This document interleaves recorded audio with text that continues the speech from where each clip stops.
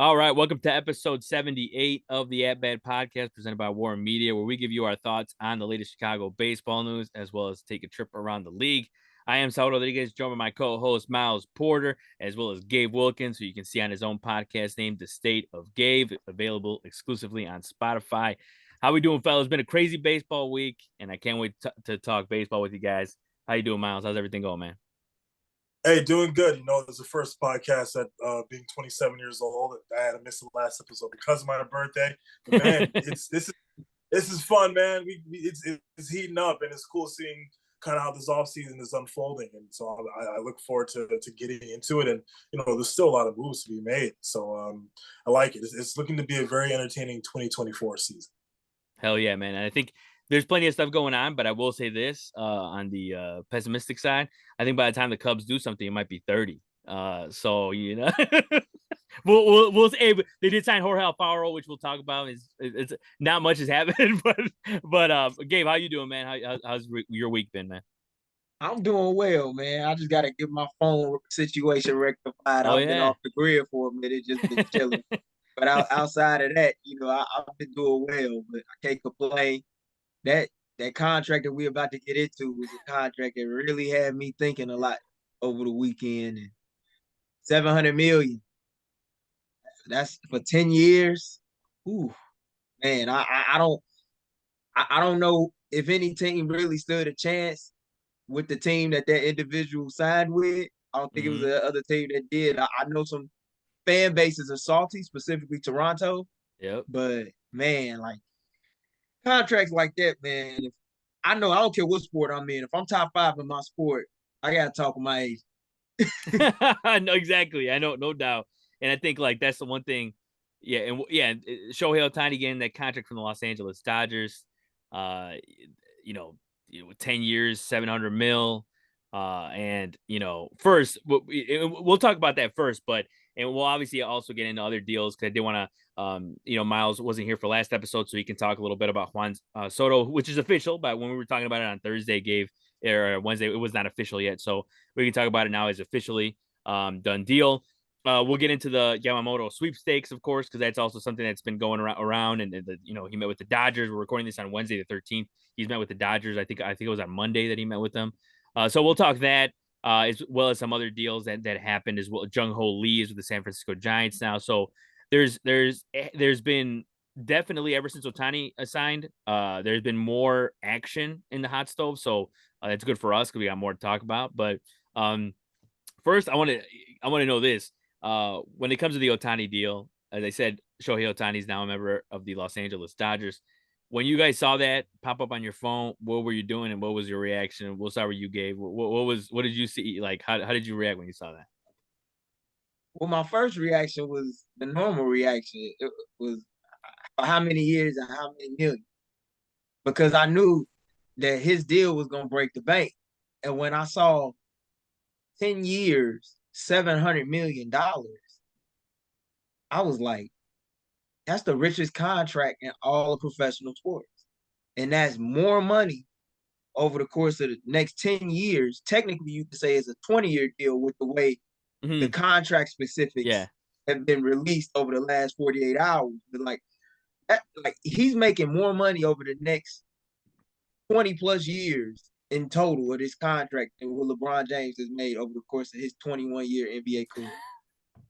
Oh. And he's making more money than Lionel Messi on his record breaking deal that he signed, which I believe was a little over 550 mil. Mhm. Like, man, that's ridiculous.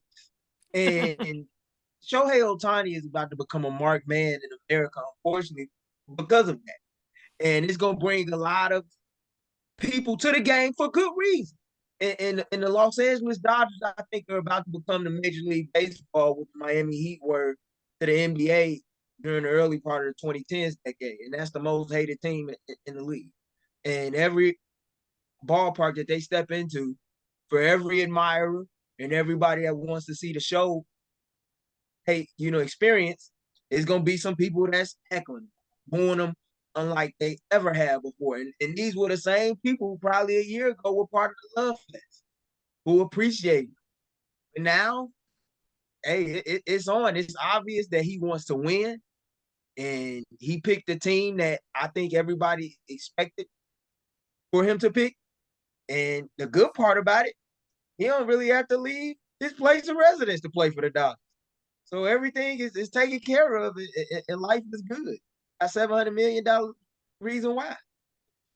Yeah, and you mentioned it, the fact that the way the contract is set up, right? He's making $2 million every year for the next 10 years, and then the 680 is deferred, after that. And it's look, I've seen interviews, I've seen podcasts trying to break down the contract, whether it be the present value and this and that. I'm going to tell you right now, I won't tell you the grade I got, but I didn't do well in macroeconomics. So that's all I gotta say. That was my minor in college. Hey, there you go. My minor was business economics. And when I see that money, that's some beautiful money, especially when you can make that amount from the time you are 40 to 49 and you don't have to play a game. And yeah, it's crazy. And the thing is, because people were talking about like, and we'll get into it, but like people were talking about, whether it's the right thing, wrong thing, what is this, is illegal, blah, blah, blah, this and all that. But people forget that the Nationals offered Bryce Harper that type of deal, deferred money on the back end, a lot of money on the back end. And that's why he didn't take it, because he didn't, like the rumors were that he didn't take it because he wanted the money now. He didn't know what was going to happen to him in the future. Understandably so from a certain point. But again, I also understand where Shohei is coming from. But first, before we get into that, because we'll get into that. But Miles, what was your reaction when you saw it? And, in general, what's your reaction on the contract? No, I mean, I think it's well deserved, and a lot of the predictions that I saw for wherever he was signing was like around like the 560 range. Yeah. And so when I saw the 700, I was like, whoa, holy crap. But it's awesome, man. And I mean, look, we're talking about, and I feel like I've said this on the show quite a few times. Where it comes to the Dodgers, this is a team that has always built so well in the regular season. The playoffs comes and they kind of scrap the bed every single time, and it's cool kind of seeing them really fully send it. And this is a great fit for Shohei. And we've heard things that he wants to stay on the West Coast, and Mike Gabe said he doesn't have to move out of his residence, and the flight from LA to Japan, maybe to see his family, is much shorter than other flights that he would have to take going to the Midwest or to the East. So I think it's very well deserved, and I'll be at his Wrigley debut on the 5th. I immediately went to buy that ticket because it ain't gonna be very cheap come March. That place is gonna be packed. Yeah. Regardless if it's April, you got Shohei coming to town with the Dodgers, so that's going to be very fun. And so I love this for baseball, and really I really like a lot of what Shohei has done for the game of baseball over the past like 3-4 years of us seeing him really emerge before our eyes in terms of this, like the World Baseball Classic earlier this year. I was watching that before we started the show.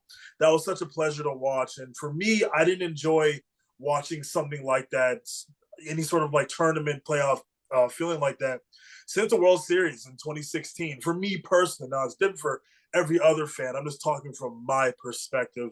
I just think that he's brought so much great value to the game, along with some other great supporting cast around all of baseball. So I love it. I'm not mad at it, and I think the Dodgers know that they gave him a mammoth contract. So deferring those payments, being like, hey man, we'll pay you, give me the rest down the line. We'll give you a little bit something here. I think it makes sense. I think it makes sense to the Dodgers and Shohei. So I look forward to seeing 2024 and the rest of his career, because I think Gabe made another good point. There's going to be a lot of fans that are going to be rooting for him. If this man starts, God forbid, I'm not saying I want this to happen, but whenever we see players of any sport get a certain contract and they don't play up to that contract, then people start to question their value. I don't want that for Shohei. I don't want that for any other player. But it is something that's going to be interesting to see going forward with this contract. Yeah, 100%, man. I think that's one of the main things that people are talking about even now. Like people, I saw something on, they were talking about it like MSNBC, like they're talking about it on just all these different channels now, because, which again, like you said, is good for baseball, right? That other people that don't normally talk about baseball. But I did see somebody was like, I'm just going to ask you straight up, is he worth $700 million? And like the people don't understand is like, the fact that he plays in multiple positions, you're paying for two players. That's the reason why. Yeah, he's an international hero. Whoa. Exactly. Not only that, the megastar. What were you gonna say? It's bigger than just the fact that he plays two positions. He's the most popular player in the game, and he's about to catapult a Dodgers brand of baseball even further into the stratosphere due to his popularity. Not only here in the States, but in his native land and home of Japan. So when you put all of that together, combined with the fact that he's playing on a team with perennial all-stars, MVP guys such as Freddie Freeman and Mookie Betts, that's gonna bring even more hate as well. It's bigger than just Shohei, and the money is bigger than just Shohei. It's about his value. Like the cable deal that the Dodgers have, Spectrum, like this is about to go through the roof. Like they already selling it by subscription. Like if you want, you could pay for that even if you're not in Los Angeles and watch the Dodgers. Think about how many LA Dodger fans are about to come out of this movie. Because like for every diehard fan, it's a fair weather fan that's been following Ohtani since his entire career, coming into the States with the Angels, and now you know what he's gonna do? He's gonna ditch his Angels jersey, he's gonna put on the Dodgers jersey. He's gonna go from living in Orange County or going to games in Orange County, going to Top Edge Ravine. Like it's big. It is big. And I'm not gonna sit up and tell a person what they worth and what they're not worth. But when it comes to him, like that's light money for a Dodgers organization. That's printing money. It is $1 billion franchise and the most valuable franchise in all of baseball.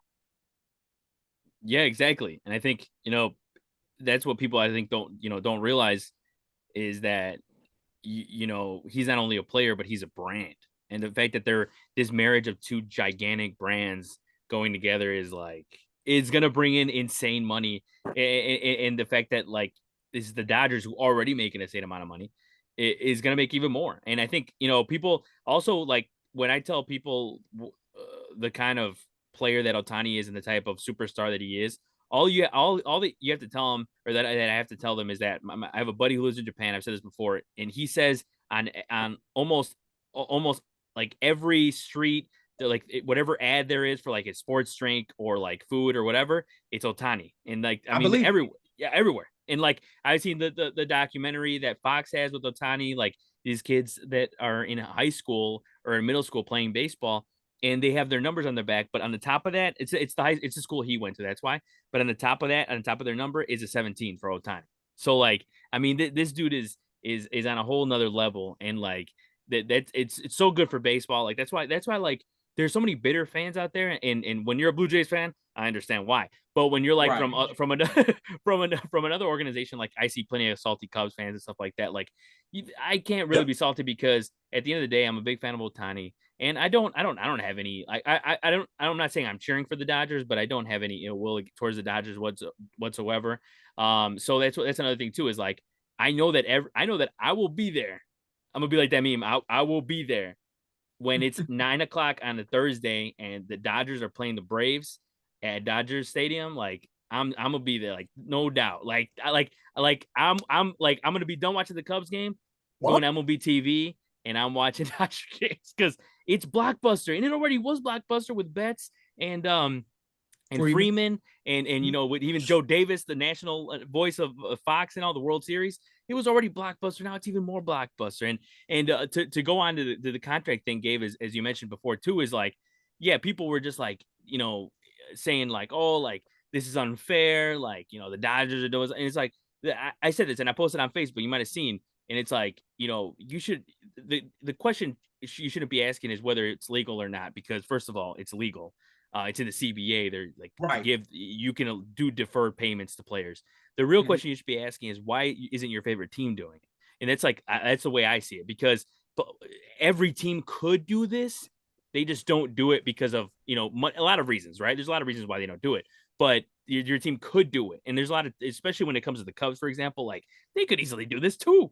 And they have plenty of money to do it. But Miles, what is your opinion on like the whole deferred payment thing? And just like when you saw what other people are saying, because there was a lot of back and forth and people saying, man, this is unfair. The Dodgers are doing something. They're cheating. People were saying. So like there's a wide spectrum of people's opinions. But what did you think when you heard about the deferred payments? I mean, do people see how much they're paying this man? I think it's smart. I think it's smart for the Dodgers specifically. Now, maybe 2 million Oh, is a bit low. Like, and sorry to interrupt you, but and I will say this too is that people weren't mentioning either at first that it was his choice, and like that's another it's a big deal too, right? Because it's his choice that did it. Yeah. So that's another thing too that I was like, damn, if it's his choice, like I mean, you can't we can exactly what can you say? But sorry, Miles, go ahead. No, I mean, yeah, and I keep forgetting that aspect. I think it makes sense for both Shohei and the Dodgers in terms of Shohei is someone who's very calculated in how he moves around, and you know, I kind of like that there is a more of a long term thought process that he has with this, and then when you look at the Dodgers in an aspect, I mean, maybe like I said, maybe it could have been he could have argued for maybe 5 million a year, 7-10 million a year. But this is also very helpful for the Dodgers because there's still room for them to bring on other players onto that roster. And speaking of a Yoshinobu Yamamoto, so I think that I think people don't understand how smart this is on both sides. Yep. Just as a whole, which is why I'm a very big fan of it. And honestly, it just couldn't happen to a better player. So, in this team may add. I don't think they're done. Clearly, there's a very long term thought process, like I was talking about, and I don't know, man. I like it. I like it a lot. So good on the Dodgers and Shohei for really kind of being very calculated in how they're going to go about this. I think if they're just throwing 70 million a year to this guy, who I'm not saying he's not worth it, but now you're kind of locked into just depending on him every single season, him, Freddie, and Mookie going forward. And if certain years, not all those years are going to work. If certain seasons don't work out and you go into an off season, you can't really add because you're paying this guy 70 million, which is more than 10, 8, 9 teams that their entire payrolls. Yeah. I just and that was probably part of Shohei's thinking process too, because he's such a team player and a family guy. He's like, hey, yo, hold on. Maybe he was like, how about we save the rest of that for later and we think about kind of a lot of things that are going on now. Money's going to take care of itself because there's so much of it. Financially, I'm going to be fine. It's kind of, I don't know. I think it's smart. I think it's very smart because other teams, the Padres, might just throw a whole bunch of money at a guy up front and be like, oh shit, we're broke. Yep. Watson, go to the game. Yep. I don't want to see that. I hate that. It sucks for the fan base who's fan of this player. There has to be more long-term thinking. It's like present thinking and long-term thinking kind of meet in the middle, which is what I like about this. Yeah, and not to mention I think what people are saying too, and even though I still am on the side that I'm fine with this, I don't have no problem with it. But I think some people's argument was, hey, the Dodgers could already afford Yamamoto if they wanted to now, even if they were paying him 68 mil. They could, realistically. Would they do it? Sure. Maybe not. Yeah. Maybe would they do it? Maybe not. But the thing is, that's what people's argument was, which whatever, it is what it is. But yeah, the selflessness of Ohtani to say, you know what? I plan this out in a way that you guys can afford other players. It just shows what type of player he is. And also not only that, but shows how much he wants to win. But go ahead, Gabe. What did you think about what did you think about it and the whole contract and deferment and all that? You know what my favorite part about this contract is? It's a win-win for both sides, and I'm explaining. Because one thing about me, when it comes to contracts, I love money, and I've always been big on economics. I love money, and I love studying it. And it's a win-win for both sides for two reasons. For the Dodgers, it's a win-win because by Shohei taking less money up front, like Miles alluded to, it allows them to go after premier players in free agency and to continue to stack the deck in an effort to not only continue to dominate throughout the NL West, but to eventually get over the hump and win a championship in Los Angeles. Something that they did do in 2020, but as we know, a lot of fans and haters try to downplay that because it happened in a season short year. And Mm. that's how you build dynasties. And for those who are not familiar, this is taking a path that's very similar to what LeBron James and Dwayne Wade did in Chris Bosh and the Miami Heat. You had Dwayne Wade sacrifice money, taking less money on his max contract to give LeBron a little bit more to come to Miami, as well as Chris Bosh, as well as other role players to sign in their pursuit of getting an NBA championship, which they were able to win back to back. That's basically what they did. They took a page out of the Miami Heat playbook. The reason why this deal is a win for Ohtani is because by receiving the majority of your money on the back end of your contract, it's a plus because more than likely he's not going to be living in America. Mm-hmm. So what does that do? That gives him a tax benefit. The top tax rate for residents in California is 13.3%. So would you rather be taxed on making $70 million a year in the United States for the next 10 years? Or would you rather be taxed on $2 million? Because as we know, the more you make, the more they take. And that's why I don't understand the hoopla and the fuss when it comes to his contract with the average citizen. I understand, inflation and everybody ain't able to make millions of dollars. Hell, I'm not even a millionaire. But one thing I do know is that when you start escalating in salary, even if you're a regular everyday working man in America, you go from making $60,000 a year to $250,000, you're in a different tax bracket. And the government's gonna get theirs, regardless, no matter who you are. Whether you a celebrity, athlete, or entertainer, or just someone doing a common 9 to 5. So when I look at it for Ohtani, it's gonna be a luxurious deal because when he gets the majority of that money, he don't even have to live here anymore. He could just come here twice a year, sit in this suite that he'll have at Dodger Stadium, be a little ambassador. They probably give him a little job within the franchise, but he's gonna be living in Japan. So he's pretty much gonna be to the Dodgers what Yao Ming was to the Rockets, in the way that the Houston Rockets were China's team in the NBA, is what the Los Angeles Dodgers are going to be in Major League Baseball to Japan as a country. Yeah, exactly. And I think that's So that was, I mean, it's beyond smart. Like, honestly, like it's crazy. Like the fact that he did this and the fact that like came out of nowhere and like the way that people are reacted to it, it just says how much like just how crazy it is and unprecedented.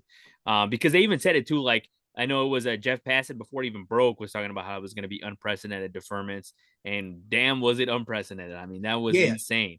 And another thing too that we'll talk about with Ohtani is it came out just today that I saw a tweet that said Ohtani can opt out of his $700 million contract if controlling owner Mark Walter or president of baseball operations Andrew Friedman lose their roles with the team. So that and supposedly that one of the main reasons, now I just saw some people talking about it, but supposedly it had to do with the Angels and something that happened with Ohtani's translator when he first got to Japan.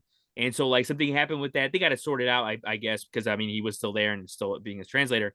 So I think that has to do with that because it's probably he wants probably some security not only for the people that hired him, but also for the people that he has under him, which is of course his translator. So that is, I mean, it's like you said, like he has some power now with the organization that that we don't see a lot in sports, and we've seen other teams. I mean, you look at a guy like, I mean, hell, a guy like you mentioned him already with LeBron James. He's basically like a GM for they call him Le GM for a reason. Like, yeah, oh yeah. So Ohtani's gonna be that, and we've already seen it. Like we're literally, he's barely been a Dodger, and he was at the Yamamoto meeting with Betts and Freeman.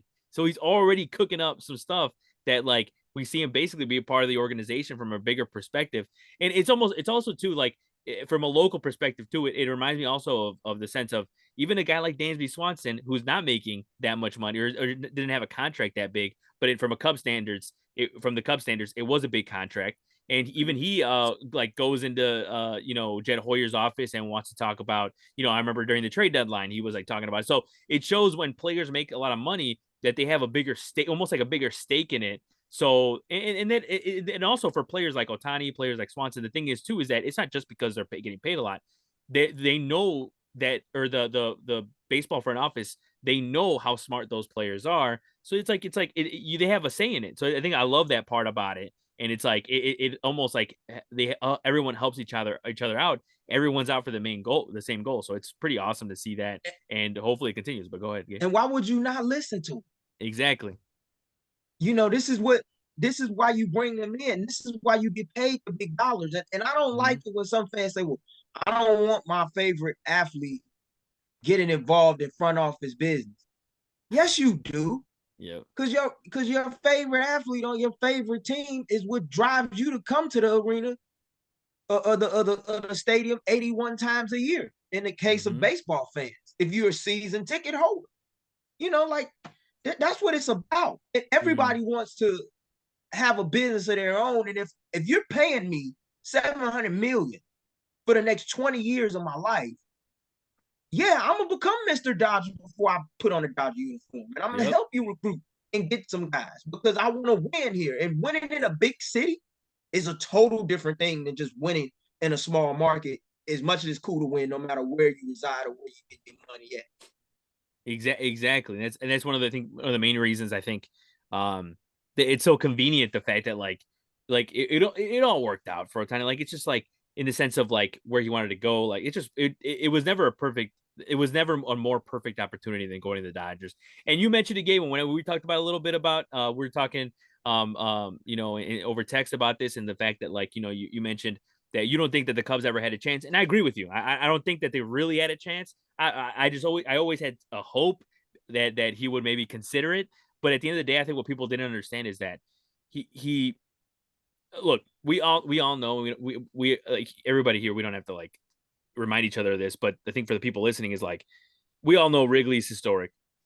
We all know the Cubs are a historic franchise. We all know Chicago's a great city to live in, whatever. We all know it's a big city. It's one of the best cities, whatever. But at the end of the day, what people didn't think about is like, what does Ohtani care about?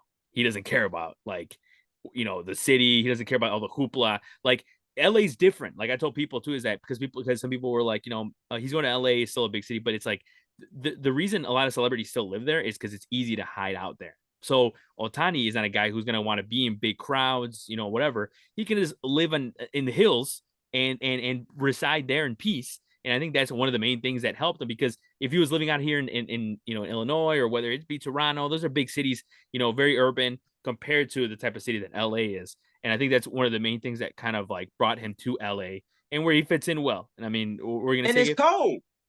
That's what don't nobody think about. That too. Yeah. Like opening 100%. day in Wrigley, it's not going to be 70 with sunny skies every year.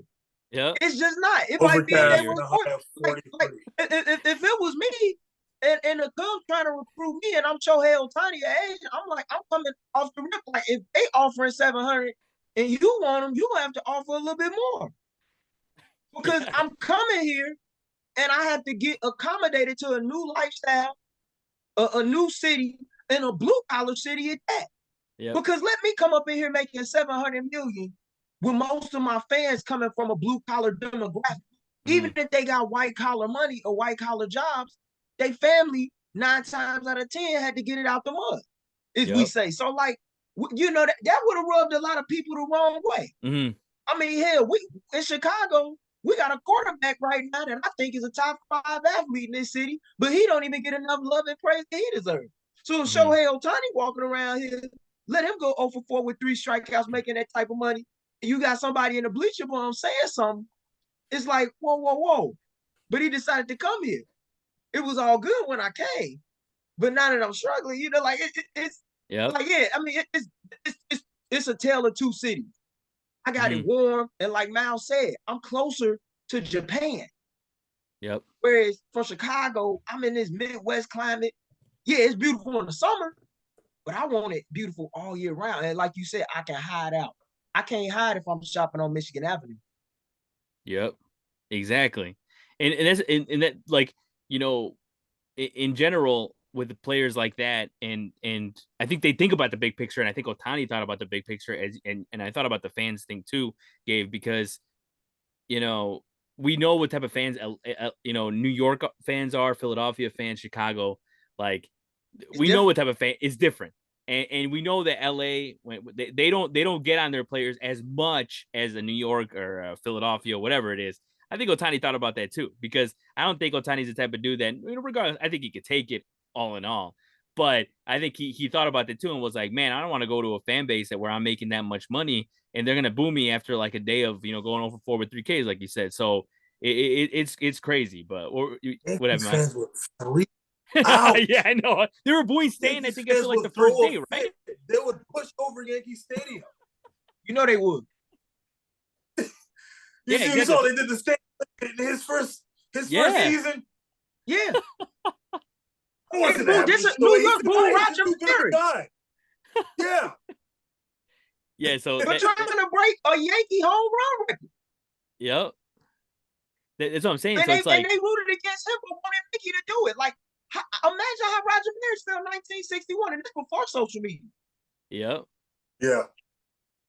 That's what I'm saying. It's like they're different breeds of fans. And I think that he took that into account. I don't see a world where he did not. And I think that's one of the main reasons why he took so long, because he even apologized in his post about it. But one He's more, so nice, man. I know. He's such a good dude. And after all this, I just want to know what his dog's name is. That's all I want to know. It's probably Dodger. Walker Buehler say he gonna reveal it on his podcast. What I heard.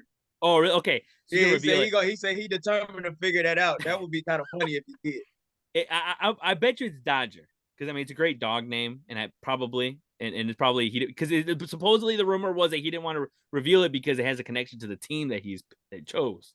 So maybe that is. But the last thing I want to talk about Ohtani was the hectic story that was the tracking of him on the plane. I mean, that was just one of the craziest days on Twitter or X, I'll ever see. But basically, he was on the plane, or they said that he was on the plane to Toronto from Anaheim, because somebody started tracking a private jet that was going from Anaheim to Toronto. And I was up when they posted this tweet. This was like late, like after midnight already. And I'm like, first of all, that's crazy that somebody's tracking that. Number two, that Ohtani fans have gotten to the level of Taylor Swift, because Taylor Swift fans are like tracking her plane and seeing where she's going to go and all this stuff. So if it got to that level, and then also it came down, like, this kept progressing throughout the morning, during the afternoon.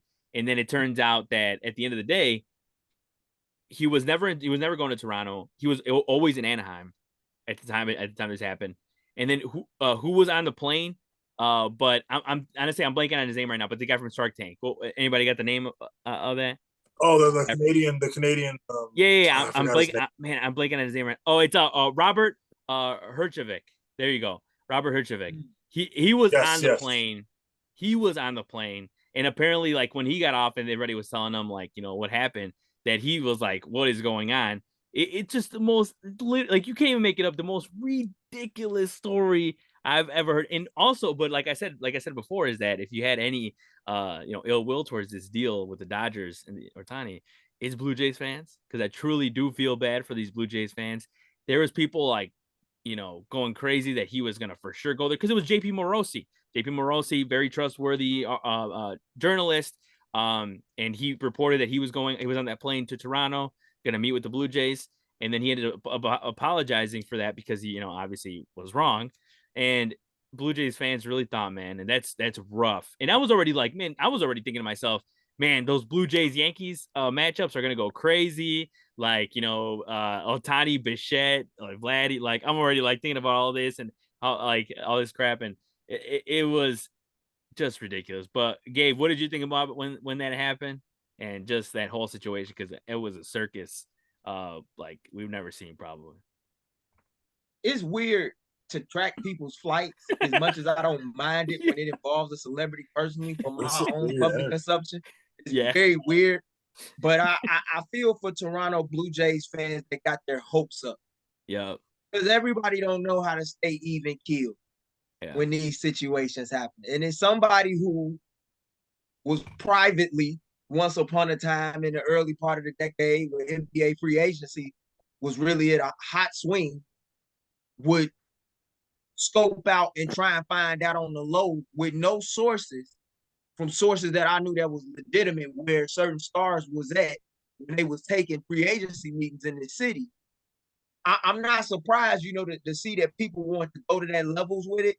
Don P. Morosi putting that out there, hell of a reporter. I have no issue with what happened. He was wrong. He owned up to it. I get it. My only issue with the whole Ohtani saga was how it showed the entitlement that we as Americans have in this society. We think that because we live in a 24/7, 365 media cycle, that we're entitled to know everything that a guy's doing. And you have people saying that what he was doing by taking his time to make his decision over the course of the last week was a disservice to the game. Respectable writers saying that. And I just have an issue with that because it shows that we don't respect other people's privacy. It shows whether they're, from foreign soil or our native land here in America.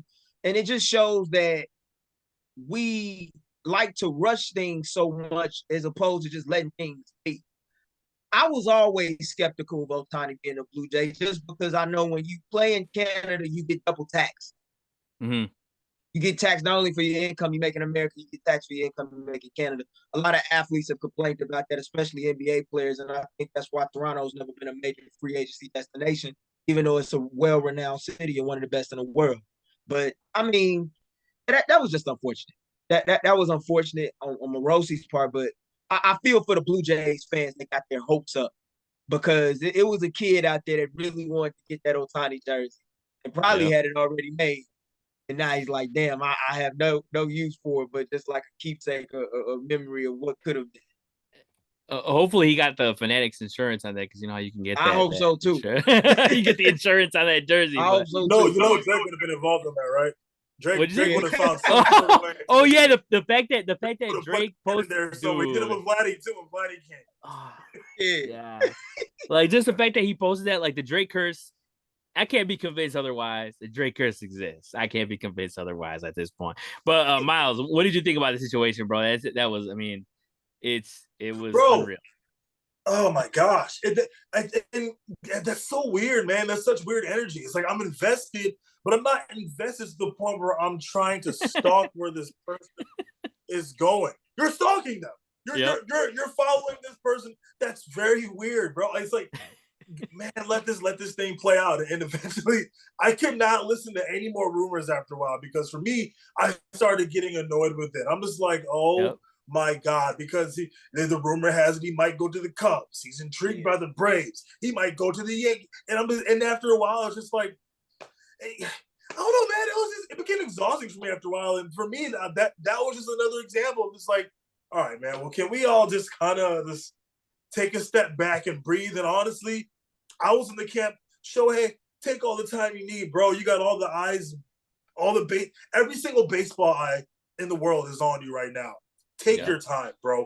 As much as I am so anxious to see which team you pick, whether it's the Cubs or not. At the end of the day, I don't care because I like Shohei as a person. I think he's a great player. It's just weird, man. This is weird. Like we really took it pretty far. I'm scrolling through Instagram and I'm seeing Shohei landed in Chicago. He landed in Toronto. Apparently he met with the Yankees, but not in New York. It was in Hawaii with a couple of aliens from outer space. Like, what the fuck are you talking about? like what are you Shohei talking? It's not even like context clues. These are just very far-fetched guesses. And I'm just like, all right, bro, this is exhausting. Let it happen, man. Just let it happen. Yeah, dude, it got so crazy that people were posting like, I don't know anything. All I know is that Shohei isn't, blank. And people kept tweeting that out or whatever. Even to the point where Merriam-Webster, the dictionary company, like all these, great books, even said, we all know that just Shohei is not at our library. He's not at Merriam-Webster. Like, it got that crazy. And it's just like, man, like, it just shows how like this news can go. And I agree with you guys. It is really weird. And when I saw that, that's what I was saying. Like, even some of these Taylor Swift fans that like follow her playing and all that stuff. I was like that. I mean, that's weird. It is what it is. And then I saw that they were doing it That's for really Ohtani. cool. Yeah, these guys are doing it for Otani. I'm like, God, like what And I is want to going on? clarify this. When I did know where athletes were, I didn't run up on them. I let them Well, do their thing. I really did. The only time I ever saw Carmelo Anthony when he was coming to Chicago was when he pulled out the United Center. That's the only time I ever saw him. But I knew where he was at. But I'm like, nah, I'm not gonna be one of them weird fans. Like, yeah, he at the Ritz Carlton downtown. Let's go see. well, and I want also to know Gabe, where the business was being conducted. yeah, exactly, yeah, Yeah. and also Gabe, you were like 20, 19, like 20 or 19 years old at that point, right? It's like right Yeah, or less. I was like in my senior year in college, but like Yeah, yeah. So I'm not it's trying like, to, search them up and down and yeah, see, I mean, like, and I'm not one of them feel like, well, you gotta go to Chicago, man, you gotta do this. yeah. I'm just glad you pulling up into the city for business. Exactly. No, I get. I mean, look, it is what it is. Like I'm sure, when with certain heroes of ours, we've done something that we're like as a kid or like growing up or something like that, and we're like, man, I don't know if that was I don't know what we were doing there, but it is Yeah. what it is. Look, it is what it is, and I think it added to the circus and what it was, but. I mean, it's insane, and I'm sure like we're gonna be continuing to talk about the Otani thing throughout the whole offseason because it's a ripple effect. It's going to affect so many deals. And I mean, that's one of the main reasons why Yamamoto, the deal is, that he hasn't made a deal. And I'll use this as a good transition point. With Yamamoto now, it looks like, it's either the Yankees or the Dodgers. I mean, I just saw a tweet right now that, it said John Heyman reports that, or Bob Nightingale, excuse me, is saying the Yankees are the favorites to land Yamamoto. But like I said, Yamamoto has already had a meeting with the Dodgers, had a meeting with the Yankees. Brian Cashman actually went to Japan to meet with Yamamoto. And then, I guess apparently Jed Hoyer did too, which is good to hear. But even then, I don't think they'll play 300 mil because I think that's supposedly what he's asking for is $300 million. But Yeah. yeah, what do you guys think about where he could go? Where do you think he's going to go? Because when he does sign, if he does go to the Dodgers, that's scary. If he does go to the Yankees, that's even scarier. Because I think, no, look, I don't even care what anybody says. Is a 25-year-old with nasty stuff that is the biggest pitching prospect in baseball history, baseball like international history. If he goes to the Yankees, I think they're automatically World Series favorite. That's my opinion because I don't even care. That guy could give you 140 innings and give you like a mid-3 ERA and be an all-star, all this stuff. And they have a healthy Carlos Rodon. I give another year of Garrett Cole. Like they still got Nestor Cortez. Like if he finds like he has a better year, it's over. So Miles, what's your opinion on the Yamamoto sweepstakes? Where do you think he's going to go? Because I know that I just named the Dodgers and Yankees, but people still think the Mets have an opportunity, and they do because they have the money for it. But I think ultimately Yeah. they don't have the brand for it. Is my opinion. Is like I don't think they have the brand for it. Like yeah, I mean we saw. I know that people could say, hey, who doesn't wear a Yankees hat? But Yamamoto has been seen with a Yankees hat in his younger days, so we know that they have a presence in his mind. So as they do with a lot of Yeah. people all over the world. But yeah, what are your thoughts on the Yamamoto sweepstakes? I think it's such a cool year for Japanese baseball, man. This is Yeah, dude. I swear Japan is way bigger than the US this year. This in terms of really showcasing the talent. This is awesome. Yep. I think I think it fits on either team. Clearly the Dodgers are still piecing a few things together with their rotation and Dustin May, everything with having Tommy John. And so I guess it's up to Yoshinobu himself. I would actually like to see him go to the Yankees, so we kind of even this thing out a little bit. The Dodgers get Shohei, the Yankees get Yoshinobu. They face each other Game 7 of the World Series, tie game, 2 runners on base. Look, that would blow up. I think that would be really cool to kind of see how these I want to see him with the Yankees. I think the Yankees are more in need of that than the Dodgers are in a sense. I'm not really worried about the Dodgers. I think they are going to make good decisions going forward in terms of what they do with their pitching. This is going to be kind of a hot take. It is kind of entertaining to see the Yankees as a winning team Just because I don't know. It's cool seeing those battles with, whether it's them and the Rays, them and the Red Sox, or whoever they face in the playoffs. I think it's some of the most entertaining baseball that we've seen. So I would love to see him go to New York. Then at the same time, he does have to adjust to pitching at Yankee Stadium. What I've heard is that it's actually a lot of pitchers struggle with just kind of the foul poles and the dimensions of the stadium. We've seen a handful of pitchers go there and really struggle in their first year and a half, or whatever the case may be. I'd like to see him go to New York and kind of level this thing out a little bit.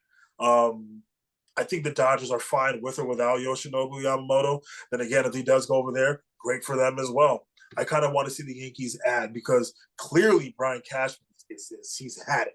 He's had it with the mediocre baseball, with the mediocre performances.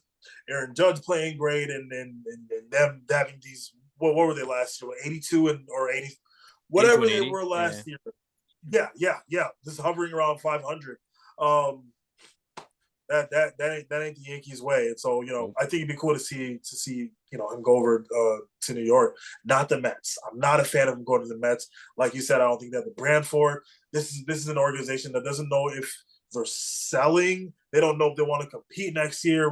Pete Alonso might get traded to the Cubs, but then again, they're looking at Yoshinobu Yamamoto, and then I don't know. It's just it's weird. I like him going to a winning team, a team that's ready to win now. So I think the Yankees make sense. Yeah, no, I agree, and I think that's one of those things that, like it's like I said again, just like the Ohtani thing, going to the bigger team like the Dodgers is good for baseball.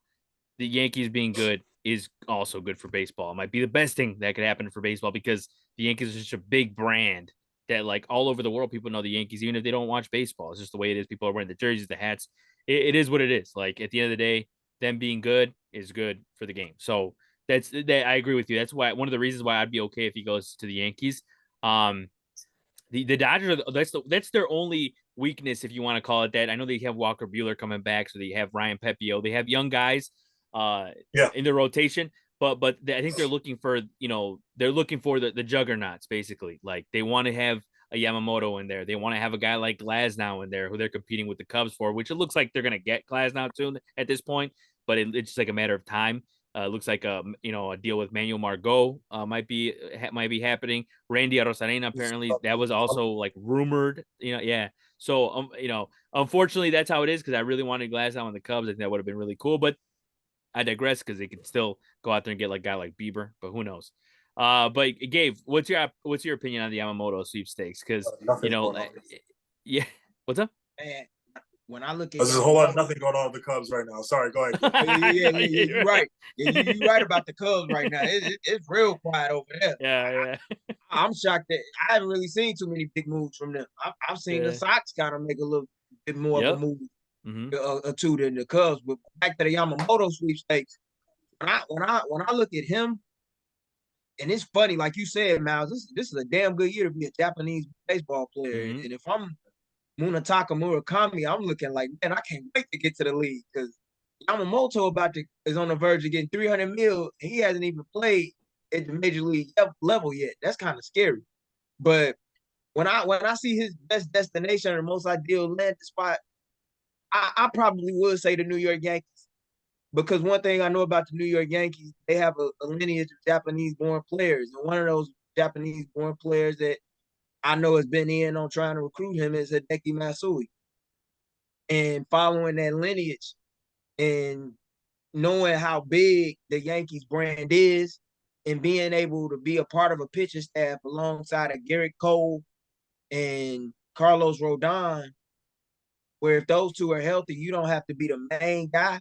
If you pitch like any point like that, you can still be a household name in New York. That would be cool. And Brian Cashman, I don't think, like you said, Miles, he's not playing around. And the reason why he's not playing around is because he knows and understands that he's on a hot seat.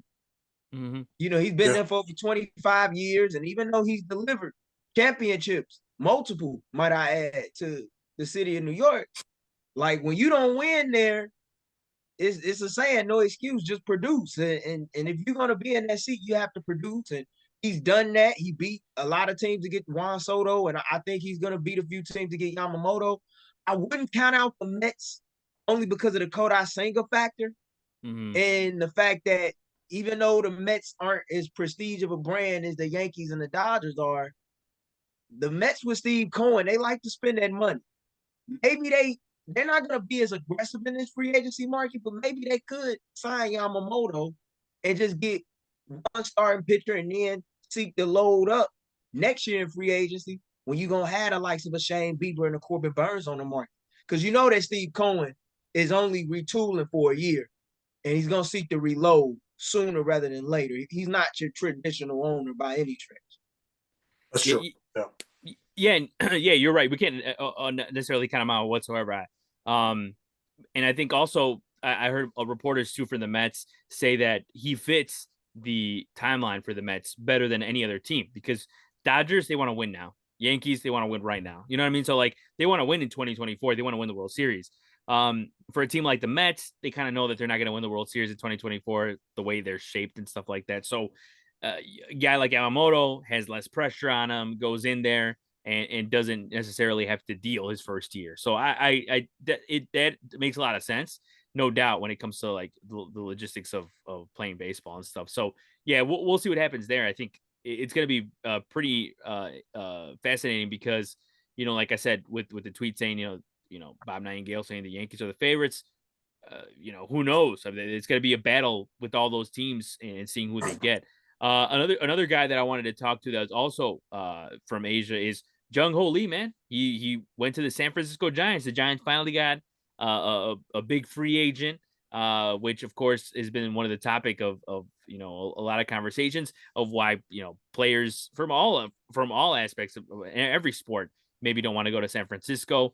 They got one now. So the Korean left-handed bat, who has a nickname of the grandson of the wind, which of course he got because his dad was son of the wind, and his dad was a big superstar in Japan. So it's pretty. Yeah, I know it's such a badass nickname. When I saw that, I was like, "Damn, grandson of the wind." I know, and I saw that. Like King of the Night. Sorry. Sorry, I don't know. And we gotta get Miles like one of those types of nicknames. And you know what's crazy is I hear that a bunch when it comes to like Japanese nicknames and stuff like that. Like when it's translated, it just sounds so badass, like in English, and the way that cool. People say it and stuff. Yeah. So yeah. So and I saw online too that people were comparing him to or the closest comp that you could have to him is Brendan Donovan from the St. Louis Cardinals. And I kind of see it when I saw his swing and I saw the way he hits. He seems like a prototypical like leadoff hit, guy that has speed. He can hit gap to gap. So pretty interesting to see what the Giants do from here. Apparently they're still in the Bellinger sweepstakes. They still want to go out there and get him. So are many other teams. Obviously the Blue Jays, Cubs still obviously considering Cody Bellinger. But Gabe, what did you think about the Jung Ho-Lee signing and the Giants finally getting a guy in their lineup that they can market and plenty of opportunity now to attract other free agents? Well, I'm glad that the Giants didn't strike out. Yep. Because the last big three free agents, like they missed out on Seager, they missed out on Judge, had Correa signed, but due to the physical, didn't work out. Missed out on Ohtani. We knew that after last year, when they missed out on Judge and Bogarts, that they were going to have a ton of money to play with in free agency.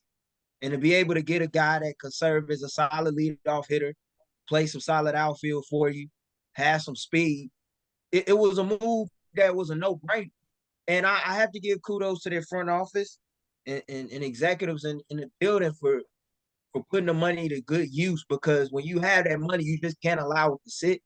And to get them on a reasonable deal, I don't mind that at all. And I wish Jung Ho-Lee the best of success in San Francisco, because the Giants are, I know they're not as big as the Giants, as big as the Dodgers are, but the Giants have a respectable brand and a brand that when they win, fans support them. And the Bay Area is going to be in need of a team, especially with the A's leaving soon to go to Las Vegas. So they're going to become the Bay Area hub. And I hope that they can continue to build around Jung Ho-Lee and put a quality team together over there, man.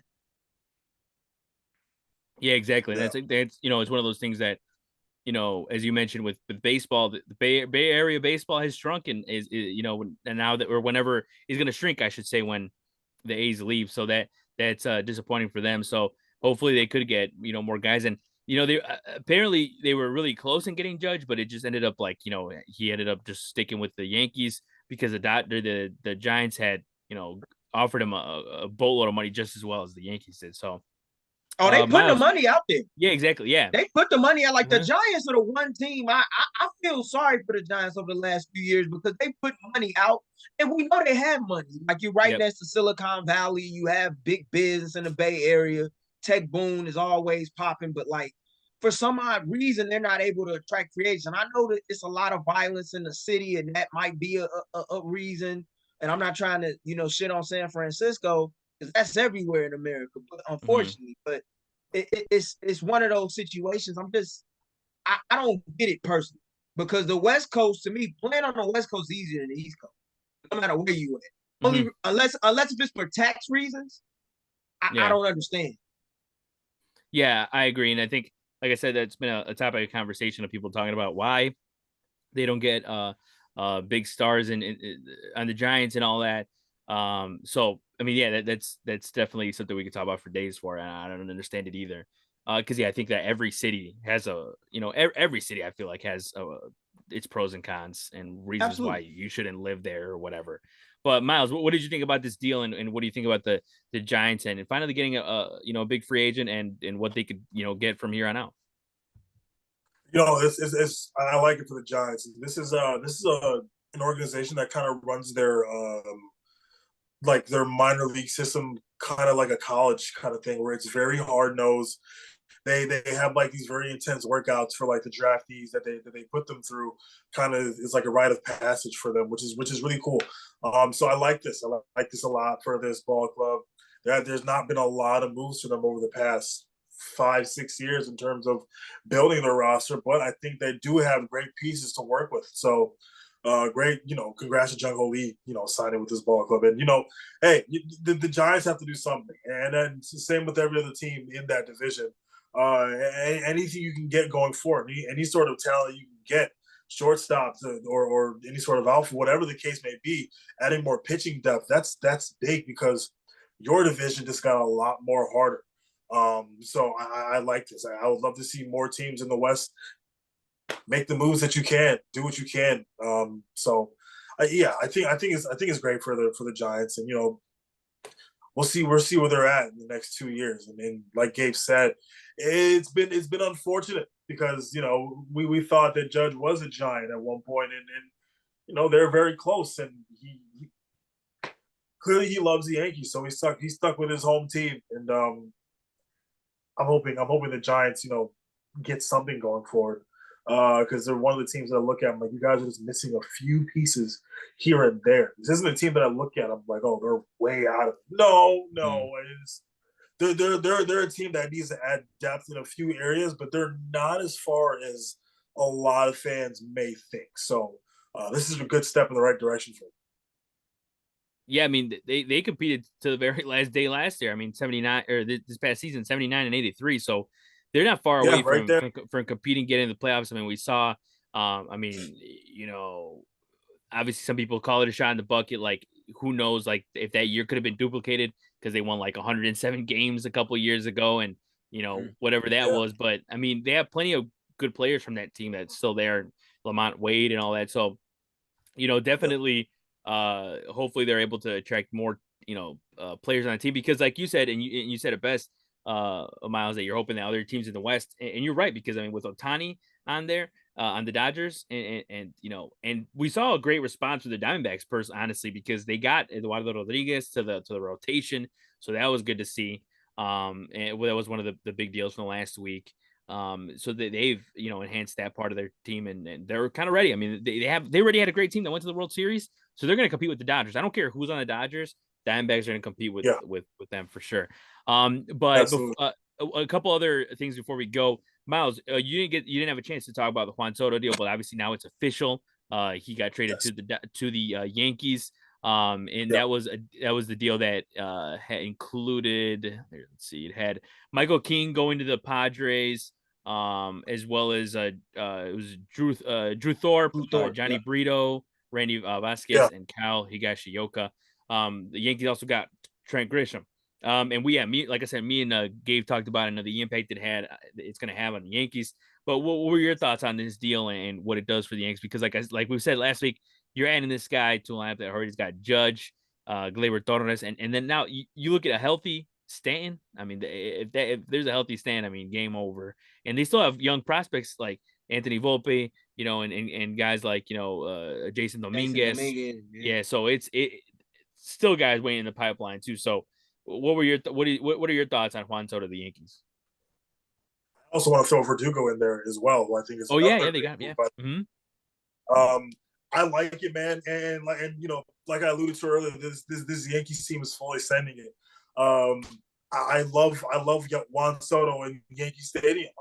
For me, I feel like Yankee Stadium is great for right-handed hitters, but for left-handed hitters, this place must be a paradise for them because you're not really punished for pulling the ball all that much. And so, we know that when Juan Soto started off pretty cold in 2023, but just turned it on the rest of the season. I think it was like after like the middle of May, he just clicked into a different gear. So I love this for the Yankees. This is a very potent lineup. Now, what we also do know is that you can't really buy championships, right? The Yankees are very aware of this. So I'm hoping that this may be kind of an experiment still at the same time. So you look at Juan Soto in that lineup, but wherever you put him in the 2 spot, you put him in the 3 spot. Maybe we saw Judge sometimes hitting 2. I like it. This is a lineup that's very dangerous up and down, and I love the depth that they have in the outfield. I'm looking at their roster right now for the outfield, along with a couple of prospects who still have yet to be called up. Yankees, they look like they're going to be a problem, man. Now that's up to them. They have the pieces. I think maybe you still got to add a few more pitching pieces, Yoshinobu. But other than that, man, this is a ball club that is just had a great offseason. They've had a great offseason. Gabe, like you said, Cashman was in the hot seat this past season, and the year before that, Aaron Boone really in the hot seat for moves that he's making throughout the season. So this is great, and at the end of the day, you can only put so much on the coach and the players. What are we doing to add to this ball club to maybe adding some depth around some of our key assets? So that's great. And then also you still got Rizzo, and I'm sure that he'll be healthy by opening day. And, obviously that's a guy that's going to be near and dear to my heart forever. So I'm hoping to see Rizzo come back next year and play great. And I think something that also is kind of overlooked is that Gleyber Torres actually had a pretty solid season compared to other years that he has had. So that's very encouraging. It's a very encouraging offseason for Yankees fans. Now it's up to the Yankees to go out there and just kick ass, man. I don't. This is a juggernaut of an organization. What we're seeing right now. They're a juggernaut of a ball club currently.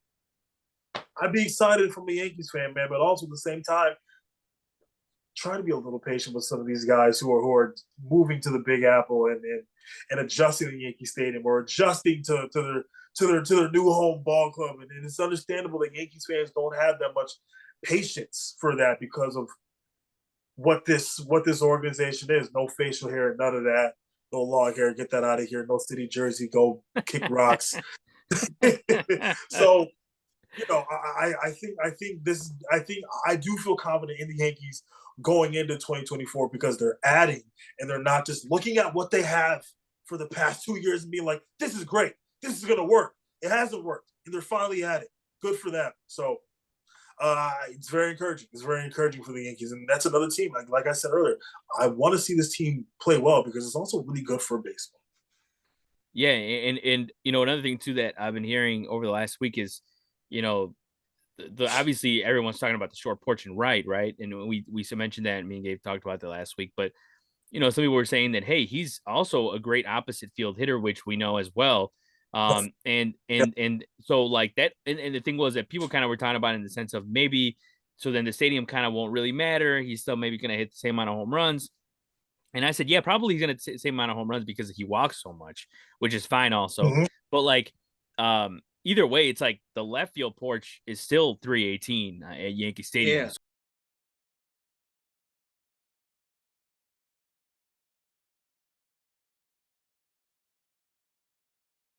For a good time at Yankee Stadium. But a couple of things, obviously, we didn't get to talk about all the signings, but there was plenty of signings out there. You know, Will Smith going to the Royals. They also got Seth Lugo, so the Royals are cooking something at least there. I heard even there was even somebody that posted something that Marcus Stroman put on his story that has to do with Kansas City. So if they get Marcus Stroman, they're cooking even more because they already have some talent in the rotation. To add that in there would be crazy. But Gabe, I want to give you an opportunity. Is there one deal in particular you want to comment on from the last week? Maybe it's that one from the Royals. Maybe it's Tyler O'Neill going to the Red Sox. Maybe it's the Reds getting Jeimer Candelario, $45 million for 3 years, or is the Diamondbacks getting Eduardo Rodriguez? Is there one particular deal that stood out to you over the last month that maybe didn't get enough play? So the deal that stood out to me the most, and it kind of took a back seat after the Ohtani news, was Eduardo Rodriguez to the Mm-hmm. Diamondbacks, the last one that you brought up. And the reason why that stood out to me is because I think Arizona's finally put together their starting pitching rotation. You know, Mm-hmm. when you're able to put together a solid three of Zach Gallen, Eduardo Rodriguez, and then Merrill Kelly, and then you got the young arm and Brandon Fott, and you starting rotation, that's a nice four to have in any best of seven or let alone best of five series to go to at any given time. And Eduardo Rodriguez, you could tell he's not really too fond of the LA Dodgers. And that's what makes this even more intriguing to me. You know, this is a guy that could have Mm-hmm. went to the Dodgers. Dodgers tried to trade for him when he was in Detroit during the past trade deadline, and he had a no trade clause and said no thank you. And they were trying to get him in free agency, and he said no thank you. And the sign with the arch rival in the division that swept them. You know what I'm saying? Like that's only gonna add more intrigue to the drama that is the National League West, and I'm excited to see how he fares there. He said he wanted to live in the same environment where he plays and being in a warm weather climate. And a guy that's not like a stranger to pitching in big games, won a World Series in Boston. I'm eager to see how that works out and how the Diamondbacks seek to respond after getting knocked out in 5 games to the Texas Rangers. As we know, they're gonna have some pieces to go in and contend with in 2024, with a lot of more eyes on them after the run that they had to shock many season ago. Yeah, no, yeah, I agree. And that's a good one too. I mean, their rotation is set, and I think that they have a amount of talent that even is coming up. So it's crazy. Like I mean, who knows? But you could end 2024 with Merrill Kelly being your fourth or fifth just because of how good the talent is. That's Yeah, not even because Ryan anything. Nelson's in that rotation too, and I didn't bring him Exactly. up. And that was a guy that struggled a little bit this year, but had some moments. If he can rise to the occasion, like that's a strong 5. And this was a pitching rotation that we had a lot of questions about going into the dog days of the summer. I don't think we had those questions going into this season. Exactly, and I think another thing too with the Eduardo Rodriguez signing that I found intriguing was I think one of the factors that people talked about of where he was going to go was the fact that he kind of did Detroit a little dirty, right? That he kind of opted out, and he didn't have a good relationship with the front office there. Something happened that he just ended up leaving. So some people were saying hey, maybe that's why the process of him finding a team took a little bit longer, whether it was on the trade market or whether it was in July or whether it was signing. I found that interesting. I was like, maybe some teams were actually taking that into account, but realistically, you can make an argument. We're in December. If it really was that much of an issue, he probably wouldn't, sign until like March or something. But Miles, what is one deal that stood out? Maybe it's the same one, but is there a deal in particular that maybe people didn't talk about over the last week? Jeimer Candelario to the Reds. Hey Jed. Hey, I don't know if you're watching. So hey, yeah, let me just Hi, Jed. Big Cubs fan. Been a Cubs fan for a while. You're doing the thing again. You're doing the thing again where you're not doing anything. Look, we have to do something. We have to keep someone, right? I thought we wanted to compete next year. You're not doing it. Look, I think this is a pretty underrated move for the most part. Candelario had a pretty solid season last year. Started off pretty hot with the Cubs when he came. Cooled off towards the end there, towards the end of injury, and then after the injury, wasn't really the same player going forward. But that's a Reds team that we saw is very scary when they play with a lot of momentum, and when they get hot, they're a team that you kind of look at, you're like, whoa. So I like that. I think that's kind of a move that's not being talked about a lot, rightfully so. But that's a very sneaky move by the Reds that may come back to bite some teams in the Central. Um, Tyler O'Neill to the Red Sox. The Red Sox doing something to compensate. Parting ways with Verdugo, and so I like this a lot. I think there's been a lot of great moves so far. Jed, do something. I think Candelario on the Reds, if that works out well, if he's a solid bat for them, whether he's at third, whether he's at first, obviously depending on where O'Neill's going to be at. I don't know. Anything can happen. So going forward, I'm hoping that there's more moves in the Central, because I think the Midwest in general sort of struggles to land certain names because it is the Midwest, and it is a little bit more intriguing to play, in the West with the weather and the pop culture. In the East with how competitive those teams play, and depending on where you're playing, the weather is probably great there too. So I am hoping to see a little more teams, a little bit more significant moves made in the Central, AL, and NL going forward. But I think that's a sneaky move by the Reds that might come back to bite some other teams. I'm glad you brought that move up with Jaime Candelario to the Reds, because they got such an influx of third and first baseman. Yep. Matt McClain, Spencer Steer, Christian Encarnacion Strand. And I'm kind of wondering, as a White Sox fan, are they going to be interested in getting into the Dylan C sweepstakes? It's been reported. Yeah. And if there's a way,